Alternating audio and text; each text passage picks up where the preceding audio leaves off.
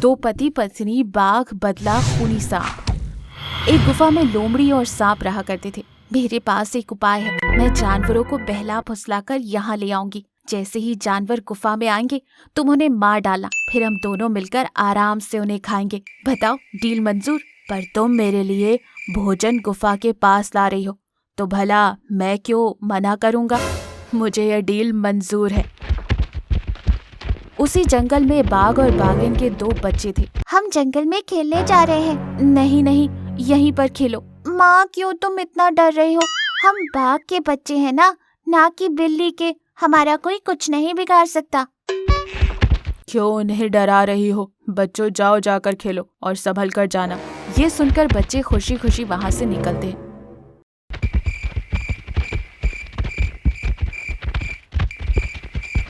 अरे बच्चों, कहाँ जा रहे हो?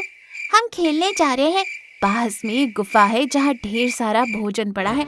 अगर तुम मेरे साथ चलोगे तो मैं तुम्हें बताऊंगी। हम तुम्हारे साथ नहीं जाएंगे।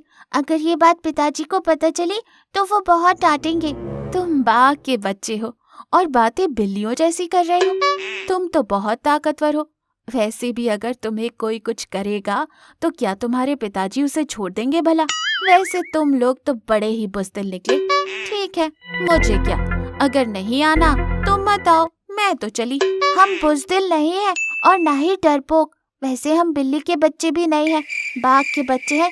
चलो, जो होगा देखा जाएगा। हम तुम्हारे साथ चलेंगे। लोमड़ी बच्चों को गुफा के पास ले जाती है। जैसे ही लोमड़ी बच्चों को लेकर गुफा के पास जाती है, सांप उन बच्चों पर हमला कर उन्हें मार डालता है। बच्चे अभी तक घर नहीं आए, मुझे चिंता हो रही है। तुम चिंता मत करो, चलो ढूंढते हैं उन्हें। वो दोनों बच्चों को ढूंढते हुए निकलते हैं।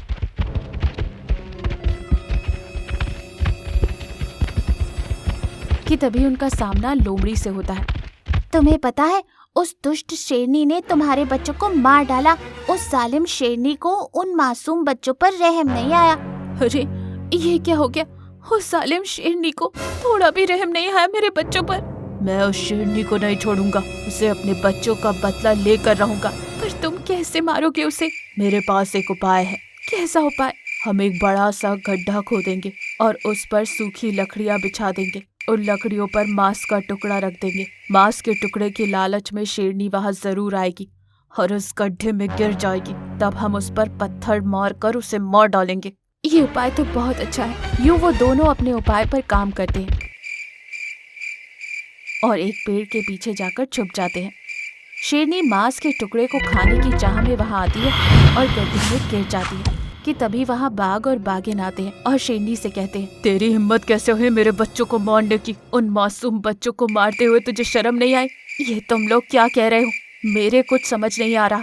और वैसे भी भला मैं क्यों तुम्हारे बच्चों को मारूंगी? लगता है तुम्हें कोई गलत फहमी हुई है। मेरा भी अपना एक बेटा है। मैं बच्चों की कसम खाकर कहती हूँ कि मैंने तुम्हारे बच्चों को नहीं मारा। तुम लोग मुझे एक मौका दो और मैं साबित कर दूंगी कि तुम्हारे बच्चों को मैंने नहीं मारा है, और साथ ही साथ उस जालिम को भी पकड़ लाऊंगी। बाघ और बाघिन तुरंत को बाहर निकालते हैं। मैं नहीं जानती कि तुम्हारे बच्चों को किसने मारा। मैं तुम्हारे बच्चों को मारने वालों को पकड़ सकती हूँ, क्योंकि मेरा भी एक बच्चा है। कल को उसके साथ भी ऐसा हो सकता है। मैं अपने बच्चे को अकेला छोड़ दूंगी और हम तीनों चोरी छुपके उन पर नजर रखेंगे। देखते हैं कौन दुष्ट उसका शिकार करने के इरादे से आता है।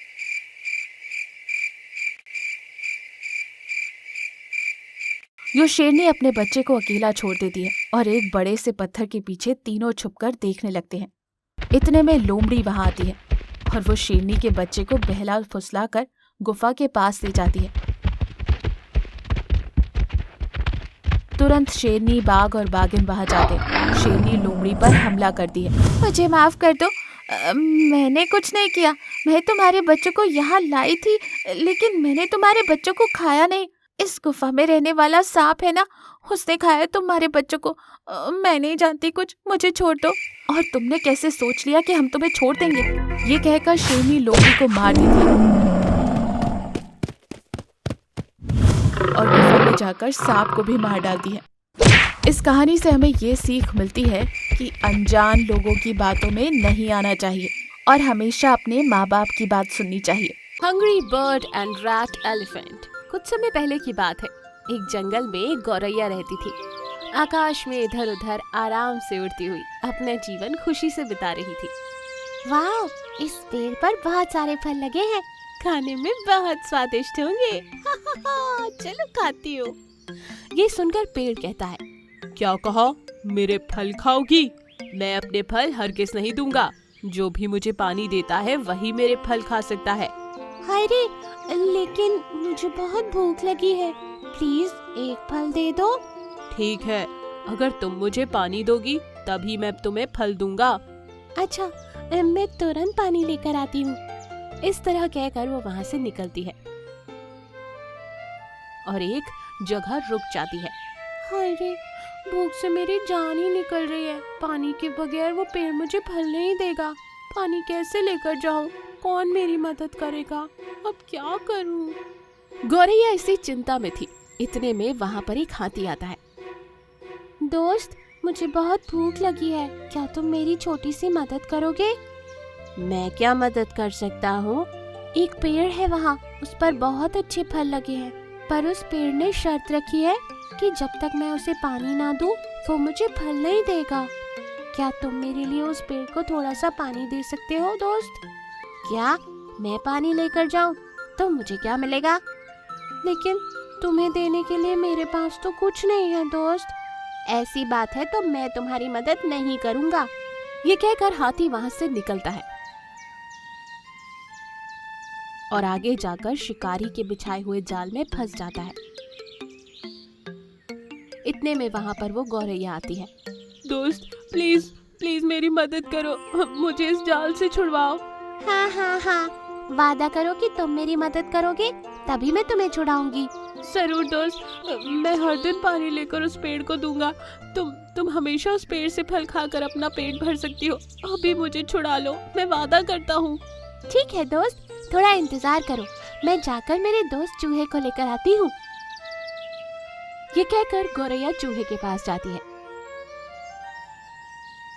दोस्त, शिकारी के जाल में मेरा दोस्त हाथी फंस गया है, अब तुम ही उसे बचा सकते हो। मैंने 2 दिन से खाना नहीं खाया है, बहुत भूख लगी है और बहुत कमजोर भी हो गया हूँ। अब मैं कहीं नहीं जा सकता, किसी की मदद नहीं कर सकता।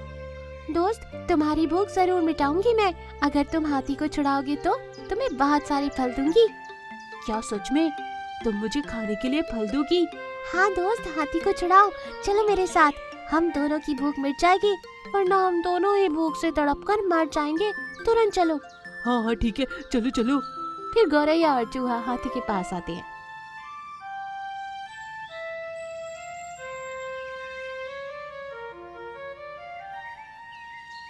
चूहा जल्दी जल्दी जाल को कुतर कर हाथी को छुड़ा देता है। दोस्त, मैं तुम्हारे जीवन भर आभारी रहूंगा। तुम भूखे हो ना? चलो तुरंत जाकर उस पेड़ को पानी देते हैं। हाँ हाँ, चलो चलो दोस्त, जल्दी चलो।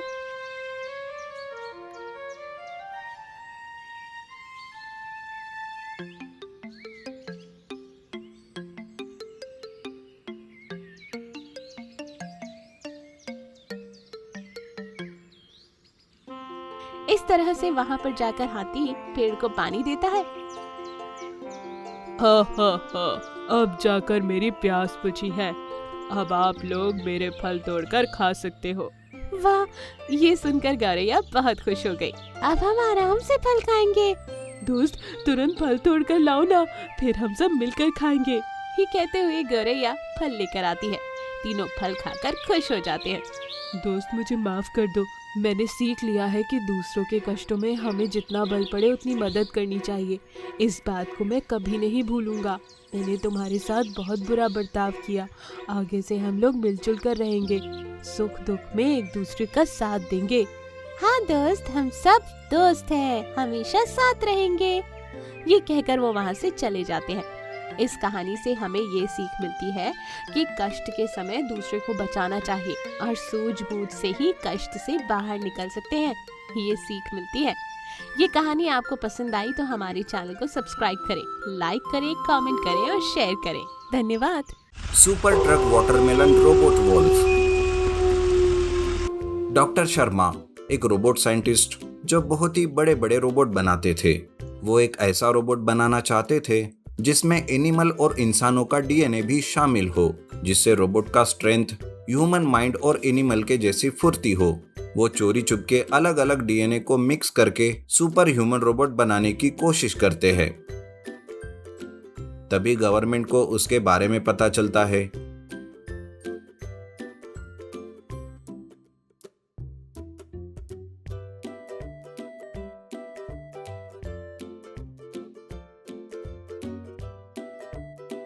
एक दिन बहुत सारे आर्मी के लोग उनके लैब में घुस जाते हैं। आर्मी चीफ कहते हैं, डॉक्टर शर्मा, हमने आपको यह सब करने के लिए मना किया था, उसके बावजूद भी आपने हमारी बात नहीं मानी। ये सब अभी के अभी रोक दीजिए, वरना हम आपको गिरफ्तार कर लेंगे। लेकिन ये सब तो मैं अपने देश के लिए ही कर रहा हूँ, इसमें मेरा कोई भी स्वार्थ नहीं। ये आपका आखिरी मौका है, अगर आपने यह सब नहीं छोड़ा तो हम आपको गिरफ्तार कर ही लेंगे। ऐसा बोलकर आर्मी चीफ और आर्मी के सभी लोग वहां से चले जाते हैं। नहीं नहीं, मुझे एक्सपेरिमेंट करने से कोई नहीं रोक सकता।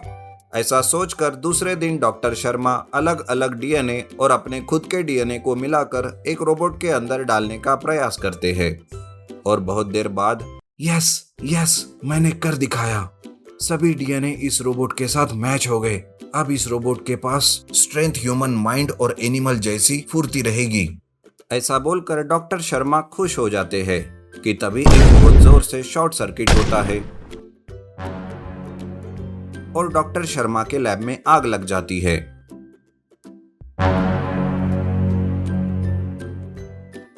वो अपने रोबोट को लैब से निकालकर अपनी गाड़ी में भरकर अपने गांव चला जाता है और अपने पुराने घर में रुकता है और अपना एक्सपेरिमेंट दोबारा चालू करता है। कुछ दिनों बाद उसका एक्सपेरिमेंट पूरा हो जाता है। चलो, ये तो हो गया, लेकिन अब इसे ऑन करने के लिए फुल पावर देनी पड़ेगी, जो कि मेरे घर की बिजली से नहीं होगी। फिर डॉक्टर शर्मा अपने रोबोट वुल्फ को गांव के ट्रांसफार्मर से चार्ज करने की कोशिश करता है। तभी अचानक उस ट्रांसफार्मर में जोर से ब्लास्ट होता है और उस रोबोट में शॉर्ट सर्किट हो जाता है। अरे, ये क्या हो गया? फिर से शॉर्ट सर्किट हो गया। पता नहीं मेरे साथ क्या हो रहा है। तभी अचानक वो रोबोट वुल्फ जोर से हौल करता है और डॉक्टर शर्मा के ऊपर हमला कर देता है। डॉक्टर शर्मा शहर में जाकर छिप जाते हैं। फिर वुल्फ गांव की तरफ चला जाता है और उसके सामने जो भी आता उसको वो तबाह करते जाता है। रोबोट वुल्फ पूरे गांव में तबाही मचाते रहता है। सभी लोग अपनी जान बचाकर इधर उधर भागने लगते हैं। आधे गांव को बर्बाद करने के बाद वो वुल्फ जंगल की तरफ भाग जाता है। उसके जाने के बाद सभी शाम को एक जगह मिलते हैं। समझ में नहीं आ रहा है, ऐसा जानवर तो कभी नहीं देखा। दिखने में तो भेड़िए जैसा दिख रहा है, लेकिन शरीर तो किसी मशीन के जैसे है। साहब, इन सब का जल्दी से कोई समाधान ढूंढो, नहीं तो वो हमारे पूरे गांव को बर्बाद कर देगा। ये सब तो मुझे भी पता है, लेकिन हम लोग तो इतने पढ़े लिखे नहीं है कि उसका कुछ पता लगा सके। सरपंच जी, आप भूल गए हैं कि हमारे गांव का एक बहुत बड़ा साइंटिस्ट राघव है जो शहर गया था। मैंने सुना है कि वो रिटायर होकर वापस आ गया है। चलो उसी के पास, वो जरूर हमारी मदद करेगा। सभी के सभी साइंटिस्ट राघव के पास चले जाते हैं और सब कुछ उन्हें बता देते हैं। तब राघव कहता है, लेकिन ऐसा रोबोट वुल्फ इस गांव में आया कैसे? सोचने वाली बात है, रुको मैं पता करता हूँ। फिर राघव शहर में दूसरे साइंटिस्ट को फोन करके पता करता है कि क्या माजरा है। तब उसे पता चलता है कि डॉक्टर शर्मा का ही वो काम हो सकता है, क्योंकि वही ये सब काम कर रहा था। आप लोग चिंता मत कीजिए, मैं कुछ करता हूँ। देखिए, मैं शहर से कुछ मदद तो नहीं मांग सकता क्योंकि मैं रिटायर हो गया हूँ, लेकिन यहाँ कुछ मशीन मिल जाए तो मैं उसे मारने के लिए कुछ जरूर बना सकता हूँ। ठीक है, आपको क्या चाहिए वो सब हमें बता दीजिए, हम अभी इंतजाम करते हैं। ठीक है, सबसे पहले एक ट्रक और गांव में जितनी भी बड़ी बड़ी मशीनें हो मुझे ला कर दो, जिसके पार्ट को मिलाकर मैं कुछ ऐसा बनाता हूँ जो उस वुल्फ रोबोट का मुकाबला कर सके। सभी गांव वाले जो भी मशीनें मिलती है उसको एक ट्रक में भरकर साइंटिस्ट के पास ले जाते हैं। ये क्या? ये तो वाटरमेलन ट्रक के जैसा है, ये कहाँ से मिल गया आपको? पता नहीं सर, गांव के बाहर बहुत बुरी हालत में पड़ा हुआ मिला। जिसको हम लोग ले आए।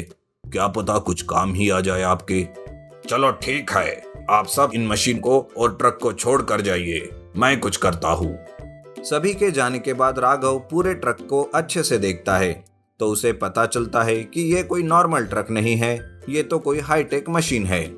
सोचने वाली बात है, पहले रोबोट वुल्फ और अब ये हाईटेक ट्रक जो वाटरमेलन जैसा है। पहले इसे चार्ज करता हूँ, फिर पता चलेगा। राघव उसे चार्ज होने के बाद जैसे ही ऑन करता है वो तुरंत एक रोबोट में बदल जाता है, लेकिन उसकी हालत बहुत खराब होती है। अरे ये क्या, ये तो रोबोट है, लेकिन गांव में कहां से आया? बड़ी अजीब बात है, गांव के बाहर पड़ा हुआ था। फिर राघव गांव वालों के लाए हुए और पुराने मशीनों को मिलाकर उस वाटरमेलन ट्रक रोबोट को ठीक करता है और पूरी प्रोग्रामिंग करता है। फिर उसे पता चलता है कि इस रोबोट को भी डॉक्टर शर्मा ने ही बनाया हुआ था। आखिर ये डॉक्टर शर्मा अपने रोबोट को यहाँ गांव में ही क्यों भेज रहा है, समझ नहीं आ रहा। छोड़ो, सबसे पहले उस वुल्फ रोबोट को डिस्ट्रॉय करते हैं, फिर पता करते हैं कि वो ऐसा क्यों कर रहा है। वाटरमेलन ट्रक को पूरा ठीक करके वो साइंटिस्ट गांव वालों को बुलाता है। सर, आपने इस वाटरमेलन ट्रक के साथ क्या किया? कुछ नया तो नहीं दिख रहा। रुको रुको, अभी दिखाता हूँ। ये कोई नॉर्मल ट्रक नहीं है, इसमें बहुत सारे हथियार है और भी बहुत कुछ है इसमें। उसके बाद सभी को राघव ट्रक के सभी हथियार और फिर उसे रोबोट बना के दिखाता है। आपने तो कमाल ही कर दिया, अब जल्दी से उस रोबोट वुल्फ को खत्म कर दीजिए। सरपंच की बात सुनकर साइंटिस्ट राघव और 2 लोग उस ट्रक में बैठकर रोबोट वुल्फ की तलाश में निकल जाते हैं। तभी वो वुल्फ गांव के बाहर मिलता है, जिसको देखते ही वो उस ट्रक से हमला कर देते हैं। लेकिन वो वुल्फ इतना फुर्तीला होने के कारण ट्रक के सभी हमलों से बच जाता है।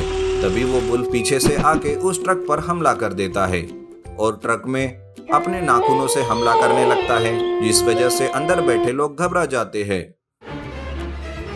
अरे कुछ कीजिए सर, नहीं तो वो हमें मार डालेगा। तुमको क्या लगता है मैं यहाँ लोरी गा रहा हूँ क्या? फिर ट्रक को डॉक्टर राघव बहुत ही तेजी से इधर उधर घुमाता है, जिसकी वजह से वुल्फ नीचे गिर जाता है, लेकिन उसे कुछ नहीं होता। तभी डॉक्टर राघव एक स्विच ऑन करते हैं, जिससे पूरे ट्रक के बाहर बहुत तेज करंट दौड़ने लगता है और वो वुल्फ बहुत घायल होकर नीचे गिर जाता है। तभी डॉक्टर राघव सोचते हैं, लगता है इस ट्रक से ये वुल्फ नहीं मरने वाला, इसको अभी रोबोट बनाता हूँ। फिर राघव और दोनों लोग वाटरमेलन ट्रक से नीचे उतर जाते हैं और फिर से उस ट्रक को रोबोट में बदलकर वुल्फ के ऊपर हमला करवाने लगते हैं। बहुत समय तक रोबोट में फाइट होती रहती है। वो हर बार ट्रक के हमले से बचता जाता है, लेकिन वो ट्रक भी बहुत हाईटेक था और एडवांस AI सिस्टम से बना हुआ था। रोबोट लड़ाई करते करते वुल्फ रोबोट के कमजोर पार्ट को ढूंढ लेता है और फिर उस जगह बहुत घातक प्रहार करता है और कुछ ही देर में वो वुल्फ रोबोट वही ब्लास्ट होकर मारा जाता है और सभी को वुल्फ रोबोट के खात्मे के बारे में बताते हुए बहुत खुश होते हैं। डॉक्टर राघव आर्मी को फोन करके सारी बातें बता देता है। फिर आर्मी के लोग डॉक्टर शर्मा के लैब में जाकर उसे पकड़ लेते हैं और अपने साथ ले जाते हैं। ये कहानी अच्छी है, इसे लाइक कीजिए। ऐसी और कहानी देखने के लिए हमारे चैनल को सब्सक्राइब कीजिए और नोटिफिकेशन पाने के लिए बेल आइकन पर क्लिक कीजिए।